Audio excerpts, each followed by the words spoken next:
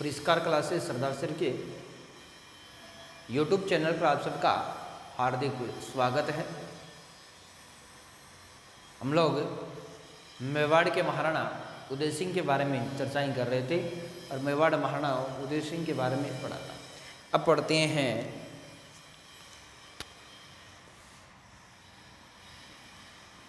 अकबर का चित्तौड़ आक्रमण। अकबर का चित्तौड़ आक्रमण 1567-68 ईस्वी। अकबर का चित्तौड़ आक्रमण 1567 और 68 ईस्वी। तो मुगल शासक अकबर ने चित्तौड़गढ़ पर आक्रमण किया था 1567-68 ईस्वी। और इस समय की बात करें तो इस प्रकार चित्तौड़गढ़, यहाँ का शासक था उदय सिंह। देखिएगा कि चित्तौड़ आक्रमण, और चित्तौड़ आक्रमण की बात करें तो चित्तौड़ आक्रमण हुआ था मेवाड़ महाराणा उदय सिंह के शासनकाल। हम लोग पढ़ते हैं कि मुगल शासक अकबर 1562 ईस्वी में राजस्थान की तीर्थ यात्रा, यानी राजस्थान में तीर्थ यात्रा आए थे अजमेर में ख्वाजा साहिब की दरगाह पर जियारत करने के लिए। इस दौरान हम लोग पढ़ते हैं कि राज्य की एक रियासत थी जिसका नाम था आमेर। आमेर का शासक था, उसका नाम था भारमल। और भारमल अकबर की अधीनता स्वीकार कर अपनी पुत्री थी जिसका नाम था जोधाबाई, जो कि मुगल दरबार में प्रसिद्ध हुई थी मरियम उज्जमानी के नाम से, और इसका विवाह कर दिया। यानी अकबर की अधीनता स्वीकार कर ली और अपनी पुत्री का विवाह कर दिया 6 फरवरी 1562 ईस्वी में सांबर के महलों में। राजस्थान के इतिहास का पहला राजपूत मुगल विवाह समझौता हुआ था। यानी भारमल ने अपनी पुत्री जोधाबाई का विवाह अकबर के साथ कर दिया, सांबर के महलों में कर दिया था। तो राजस्थान के इतिहास का पहला राजपूत शासक था जिसने मुगलों की अधीनता स्वीकार की और अपनी पुत्री का विवाह मुगलों के साथ किया।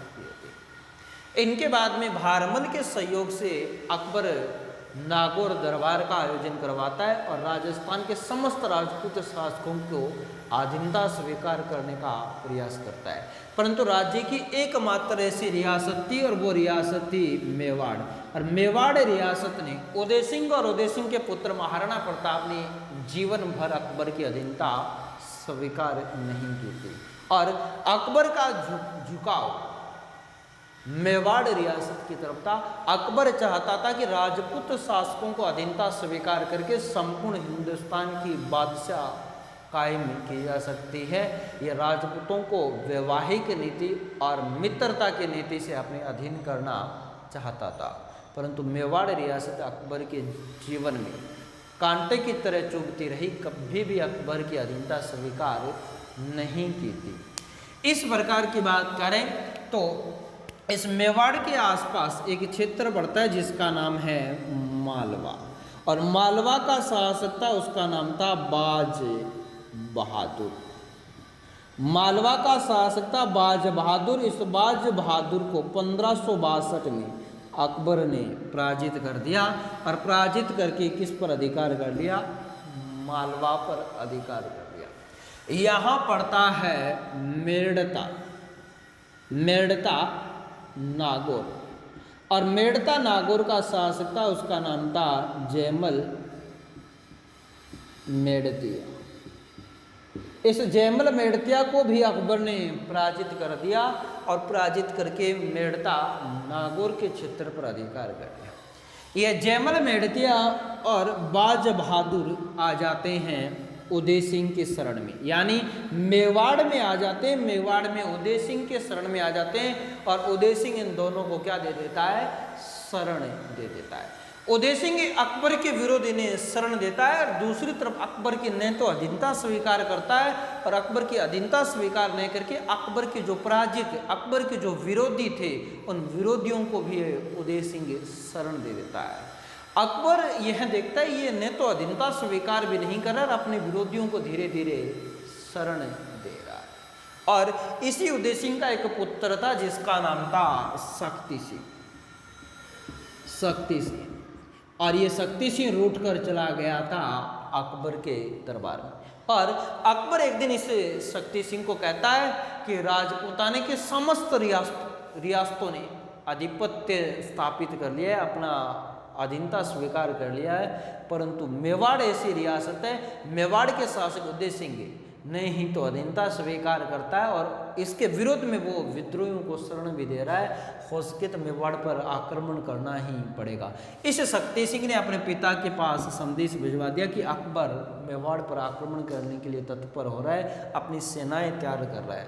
तब उदय सिंह ने भी इनके संदेश को पढ़कर और इन्होंने भी अपनी सेनाओं को तैयार कर लिया और इनके दो सेनापति थे।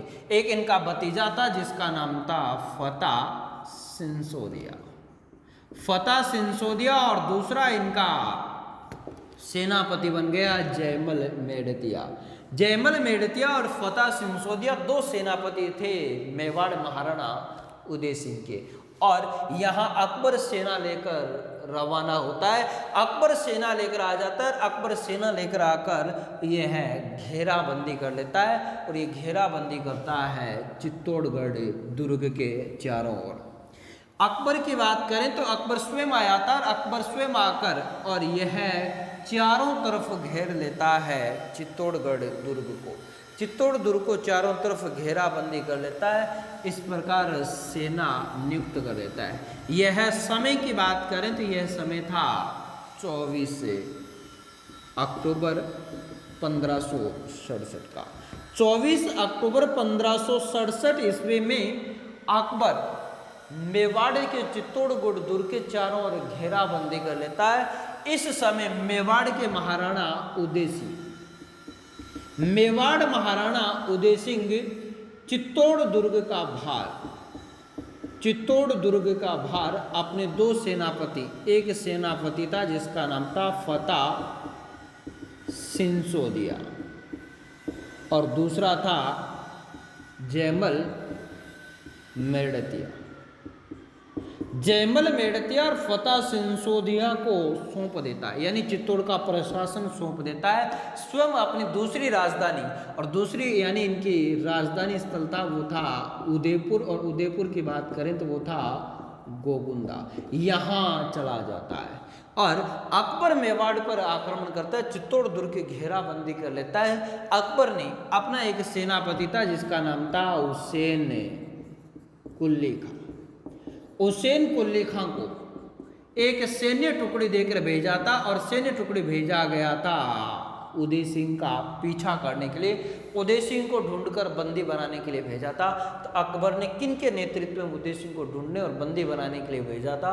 हुसैन कुल्ली खां के नेतृत्व में भेजा था, परंतु उदय सिंह इसे नहीं मिला था। यह खाली हाथ लौट कर आया था, यह खाली हाथ ही लौटा था। यह उदय सिंह को पकड़ने में सफल नहीं हुआ था, क्योंकि उदय सिंह गोगुंदा के जंगलों में, गोगुंदा की पहाड़ियों में चला जाता है। और इधर इनके दो स्वामी भक्त सेनापति थे, फतेह सिंसोदिया और जयमल मेड़तिया। अकबर इस चित्तौड़ दुर्ग पर आक्रमण करता और गोला बारूदों से बरसात करता। जितना चित्तौड़ दुर्ग को नुकसान करता था उनका पुनर्निर्माण रातों रात ही पुनर्निर्माण कर देते थे फतेह सिंसोदिया और जयमल मेड़तिया।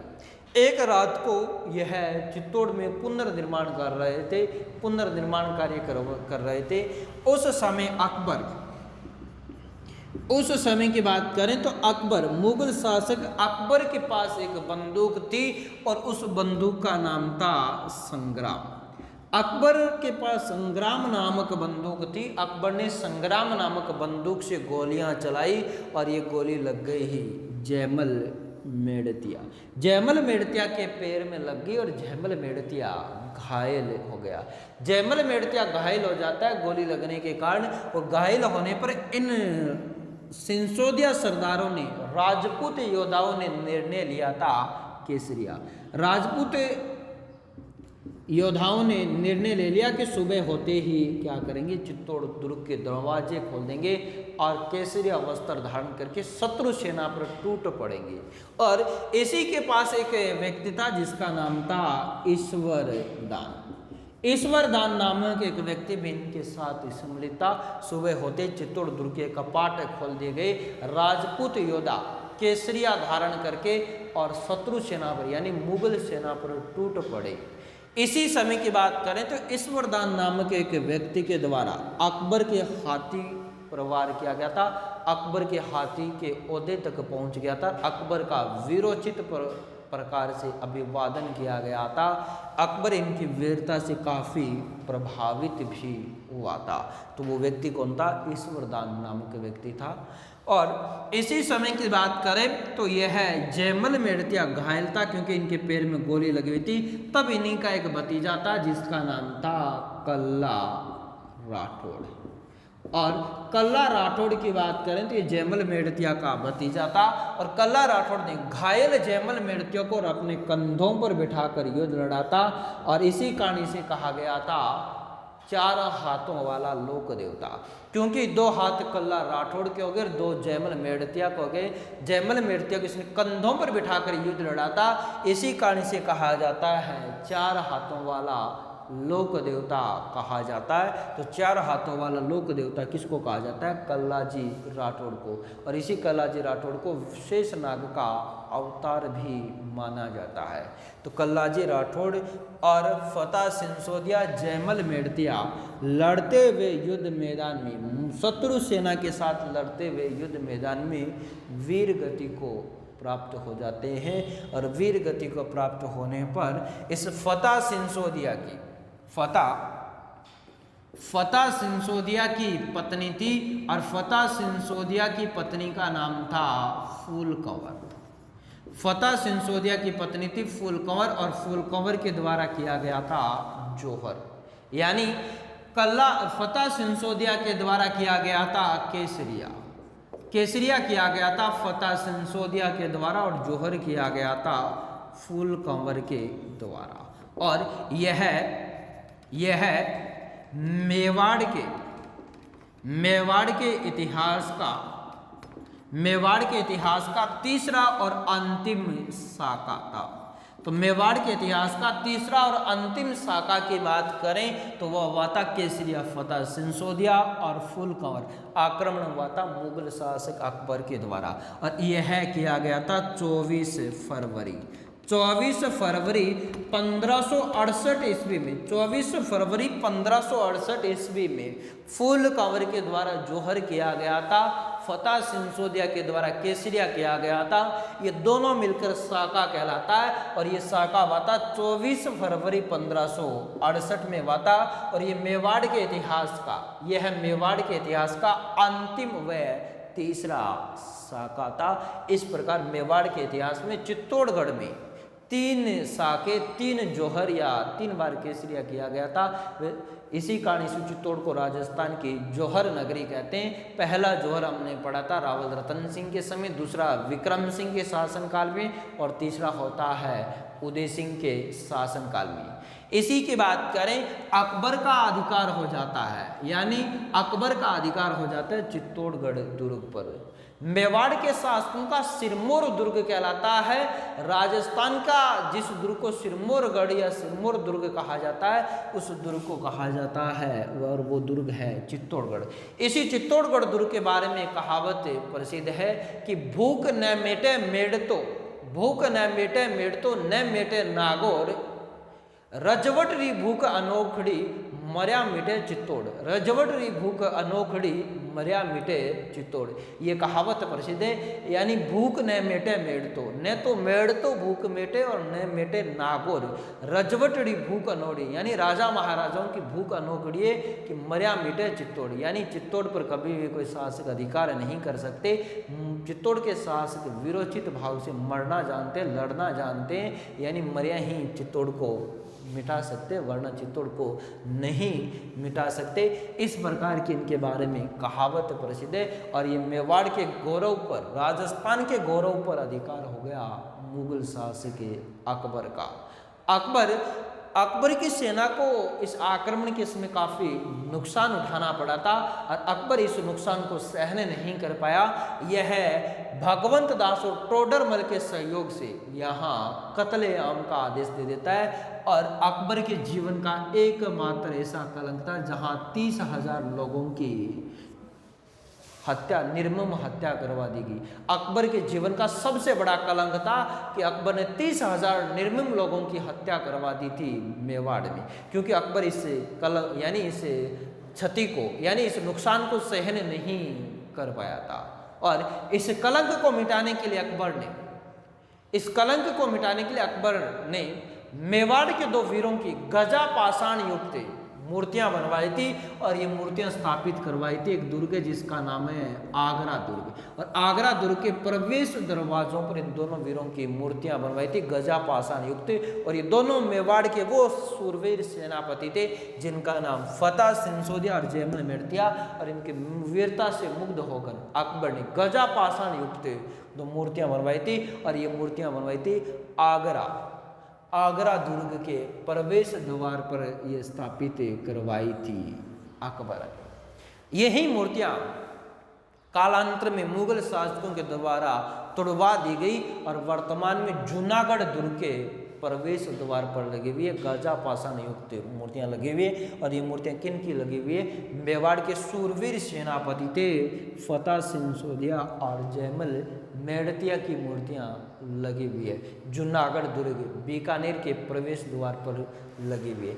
इस प्रकार की बात करें तो मेवाड़ के एक भाग पर अधिकार हो गया और वो भाग मुख्य भाग था मेवाड़ का सिरमौर भाग था और उस भाग पर अधिकार हो गया अकबर के सेना। अकबर इस दुर्ग पर अधिकार कर लेता है, चित्तौड़ दुर्ग पर अधिकार कर लेता है। इस प्रकार का चित्तौड़ आक्रमण हुआ था अकबर का और अकबर यहाँ अधिकार कर लेता है। इसी चित्तौड़ आक्रमण के समय की बात करें तो उदय सिंह की गोकुंदा की पहाड़ियों में थे। उदय सिंह को बेचैनी हो जाती है और बेचैनी के कारण यानी मेवाड़ का अब तक किसी मुस्लिम शासक के द्वारा विजित नहीं किया गया था, क्योंकि इन पर पहला मुस्लिम शासक आक्रमण करता है चित्तौड़ पर, उसका नाम था मामू के द्वारा। फिर कई बार महमूद लोधी शासकों के द्वारा भी आक्रमण किया गया था, परंतु चित्तौड़ दुर्ग को विजित नहीं किया। परंतु अकबर ने उदय सिंह के शासनकाल में इस चित्तौड़ पर अधिकार कर लिया था और इस हार को, इस पराजय को यह सहन नहीं कर पाया। और सहन नहीं कर पाने के कारण गोकुंदा में होली के दिन 28 फरवरी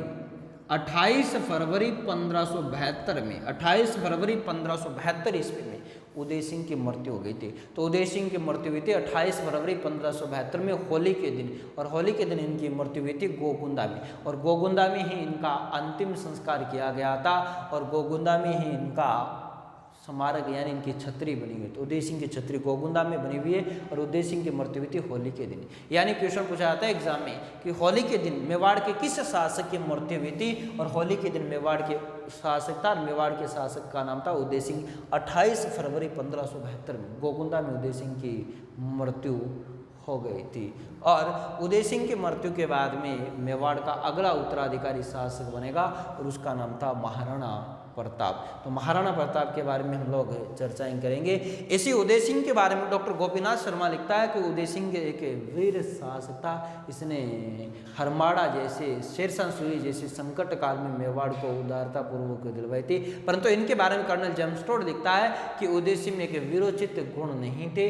अगर मेवाड़ के महाराणा सांगा के बाद अगर महाराणा प्रताप मेवाड़ के शासक बनते तो मेवाड़ का इतिहास उज्जवल भविष्य यानी स्वर्णिम पृष्ठ में लिखा जाता।